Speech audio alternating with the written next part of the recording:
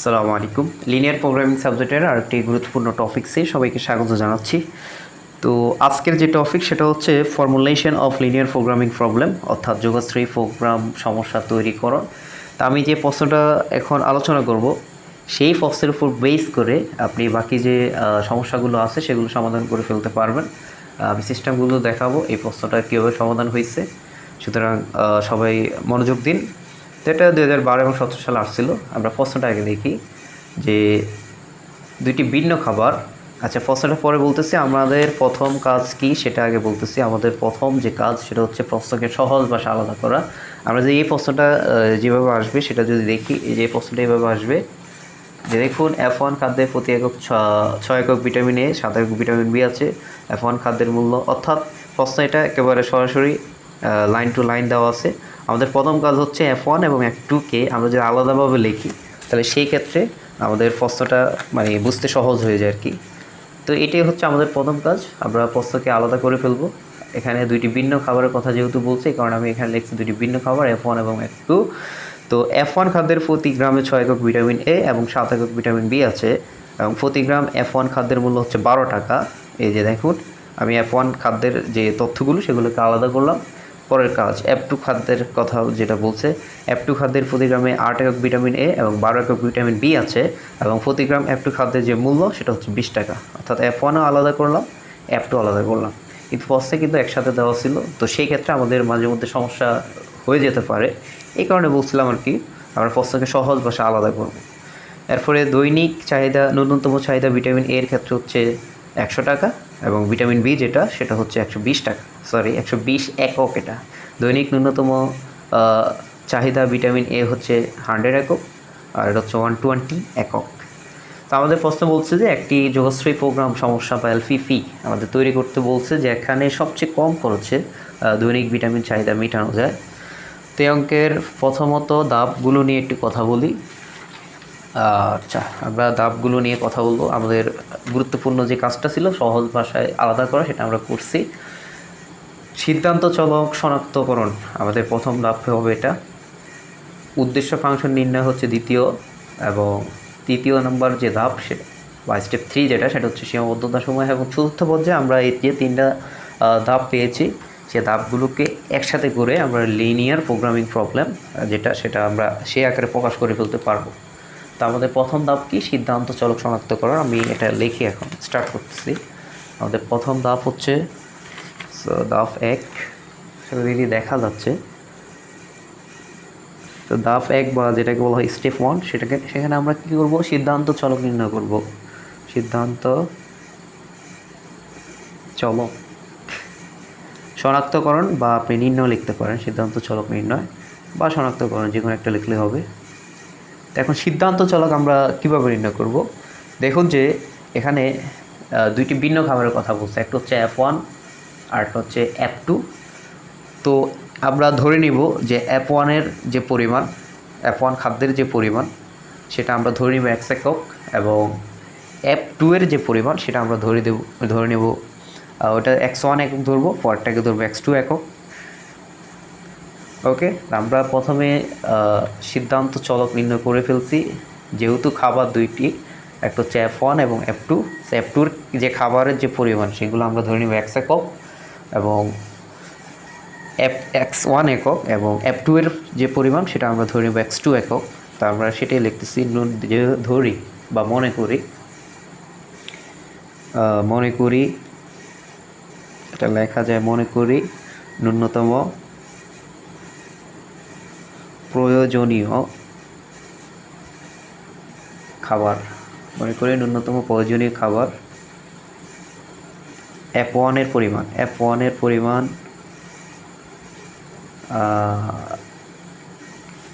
পরিমাণ আমরা ধরে নিলাম x1 একক, এবং F2-এর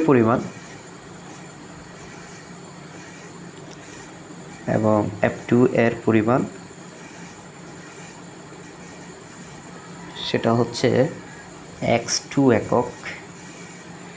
যেখানে এটা অবশ্যই লিখে দিবেন, যেখানে আমাদের যে এককগুলো আছে x1 আরটা কমা x2, স্ক্যাটার অর ইকুয়াল 0, কারণ খাদ্যের পরিমাণ তো কখনো ঋণাত্মক হতে পারে না। খাদ্যের পরিমাণ কি কখনো ঋণাত্মক হবে? তো খাদ্যের পরিমাণ অবশ্যই ধনাত্মক হবে। তো সেই জন্য আমরা লিখলাম যে এখানে x1 এবং x2 স্ক্যাটার অর ইকুয়াল 0। তাহলে আমাদের প্রথম যে কাজ সিদ্ধান্ত চলক নির্ণয়, সেটা আমাদের ওকে। একটা হচ্ছে f1 এর জন্য আমরা দিলাম x1 একক, f2 এর পরিমাণ আমরা ধরে নিলাম x2 একক। তো সিদ্ধান্ত চলক নির্ণয় করা হয়েছে। আমাদের দ্বিতীয় যে কাজ সেটা হচ্ছে উদ্দেশ্য ফাংশন নির্ণয়। এখন উদ্দেশ্য ফাংশন প্রশ্ন বলছে যে সবচেয়ে কম খরচে, অর্থাৎ এখানে আমাদের যেটা বের করতে হবে সেটা হচ্ছে লঘিষ্ঠকরণ কিংবা মিনিমাইজ জ্যাট, যেটা উদ্দেশ্য ফাংশনকে আমরা জ্যাট দ্বারা প্রকাশ করি। তো আমাদের ধাপ 2 বা স্টেপ 2-তে আমরা চলে আসছি, ধাপ 2।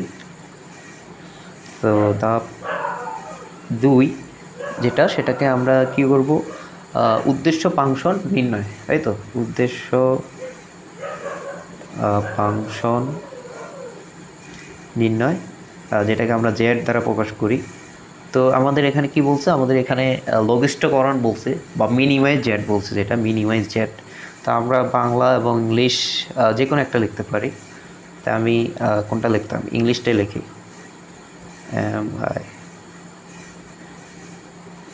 মিনিমাইজ জেড ইকুয়াল, আচ্ছা মিনিমাইজ জেড, বা আপনি লঘিষ্ঠকরণ এইভাবে লিখতে পারেন, লঘিষ্ঠকরণ জ্যাট যেটা, সেটা লিখতে পারেন। এখন উদ্দেশ্য ফাংশন কীভাবে নির্ণয় করব, দেখুন যে আমাদের প্রশ্ন যেটা বলছে যে, খেয়াল করুন যে একটি যোগাশ্রয়ী প্রোগ্রাম যেন সবচেয়ে কম খরচে দৈনিক ভিটামিন চাহিদা মেটানো যায়।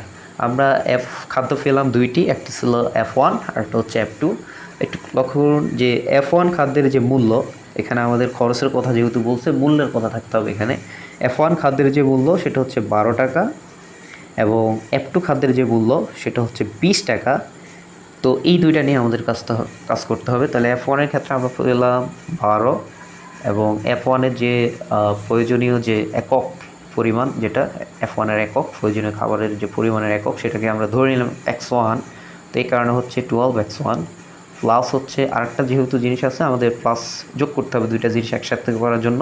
F2 এর যে খাদ্যের যে মূল্য সেটা ছিল 20, আর সেটাকে আমরা ধরে নিচ্ছিলাম x2। ওকে, তাহলে আমাদের মিনিমাইজ জেড যেটা, অর্থাৎ উদ্দেশ্য ফাংশন নির্ণয়, সেটা ওকে, সেটা হলো 12x1 প্লাস 20x2। ক্লিয়ার? আশা করি আপনারা বুঝছেন যে ধাপ 1 এবং ধাপ 2 কীভাবে হয়েছে। আমাদের তৃতীয় যে কাজ সেটা ছিল এইটা, যে সীমাবদ্ধতা সমূহ। ওকে, তো এখানে সীমাবদ্ধতা যেহেতু দুইটি ভিটামিন আছে, ভিটামিন এ আর একটা হচ্ছে ভিটামিন বি, তো আমাদের সীমাবদ্ধতা শর্তসমূহ হবে দুইটি। তো আমরা দেখতে পাচ্ছি যে এখানে সীমাবদ্ধতা কীভাবে হয় দেখুন। আচ্ছা ওকে, আমাদের ধাপ 3, আমরা স্টেপ 3-তে আসছি, স্টেপ 3 বা ধাপ 3। আচ্ছা ধাপ 3, সেখানে বা স্টেপ 3-তে আমরা লিখব সীমাবদ্ধতার শর্তসমূহ বা সীমাবদ্ধতার যে, আচ্ছা সীমাবদ্ধতার শর্তসমূহ, সেটা আমরা লিখতেছি সীমাবদ্ধতার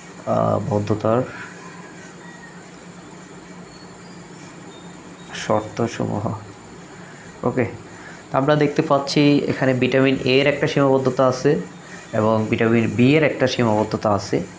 তো ভিটামিন এর সীমাবদ্ধতাটা কি সেটা যদি আমরা লক্ষ্য করি, এখানে শুধুমাত্র ভিটামিন এ নিয়ে এখন কথা বলবো, ভিটামিন বি বাদ। তো এটা লিখে রাখি আগে, ভিটামিন এর সীমাবদ্ধতা। ওকে, সেটা লিখে রাখতেছি, ভিটামিন, আচ্ছা ভিটামিন এ এর সীমাবদ্ধতা,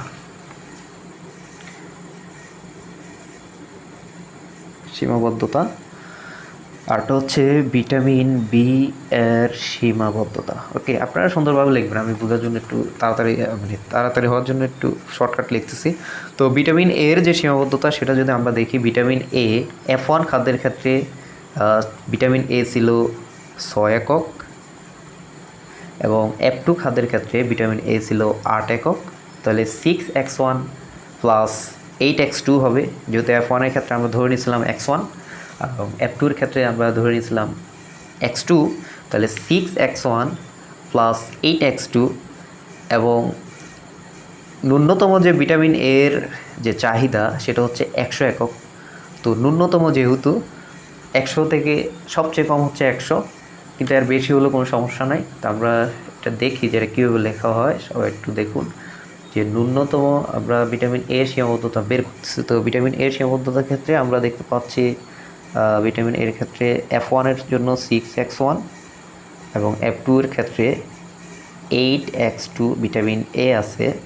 তো ন্যূনতম যেহেতু বলছে আমাদের গ্রেটার অর ইকুয়াল 100, অর্থাৎ 100 থেকে বেশি হলে সমস্যা নাই, কিন্তু 100 এর কম হওয়া যাবে না, সর্বনিম্ন 100। এটাই হচ্ছে ন্যূনতম চাহিদা। ভিটামিন এ হচ্ছে 100 একক। এই কারণে আমরা গ্রেটার অর ইকুয়াল যে সাইন সেটা ইউজ করছি, আশা করি বুঝছেন।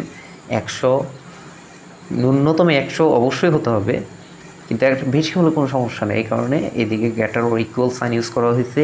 সেমভাবে আমরা যদি ভিটামিন বি দেখি, F1 এর ক্ষেত্রে হচ্ছে 7 একক, সো এখানে হবে 7x1 প্লাস হচ্ছে F2 এর ক্ষেত্রে আমরা দেখতে পেলাম ভিটামিন বি হচ্ছে 12 একক, এই কারণে এখানে হবে 12x2।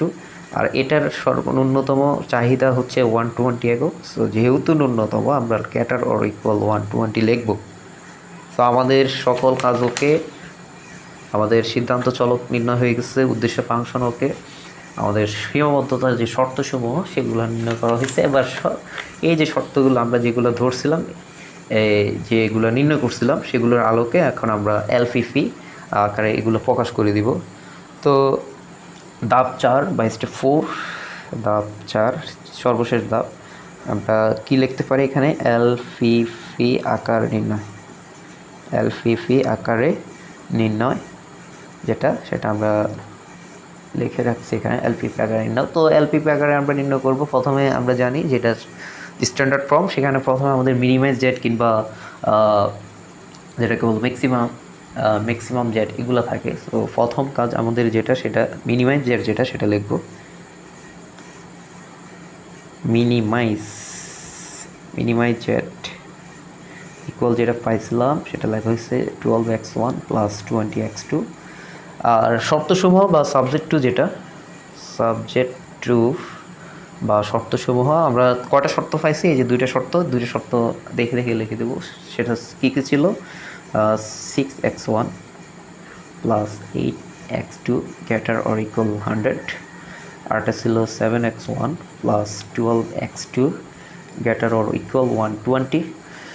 এবং অবশ্যই এটা লিখে দেবেন যেখানে আমরা যেটা আগে চলকে ধরছিলাম x1 এবং x2 গ্রেটার অর ইকুয়াল 0।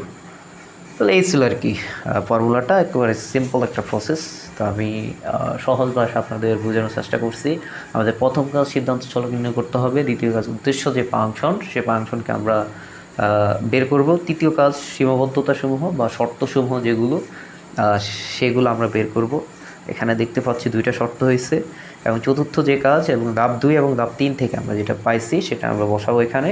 এবং চলক যেটা ছিল আমরা দেখলাম x1 এবং x2, সেটা অবশ্যই গ্রেটার অর ইকুয়াল 0 এটা উপস্থাপন করে দিতে হবে। তো এই ছিল আর কি আজকের এই টপিক্সটি। তো এই প্রশ্নের উপর বেস করে বাকি যে প্রশ্নগুলো আছে আপনি আপনার মতো যদি চেষ্টা করেন অবশ্যই পারবেন। এরপরে যদি কোনো প্রশ্নের সমস্যা থাকে কমেন্ট করতে পারেন, আমি চেষ্টা করব সলিউশন দেওয়ার সহজভাবে। তো সবাই ভালো থাকবেন, সুস্থ থাকবেন সে আশাবাদ ব্যক্ত করে, এবং আপনাদের সবার প্রস্তুতি ভালো হোক, সবার পরীক্ষা ভালো হোক সে আশাবাদ ব্যক্ত করে এখানে শেষ করলাম। আসসালামু আলাইকুম।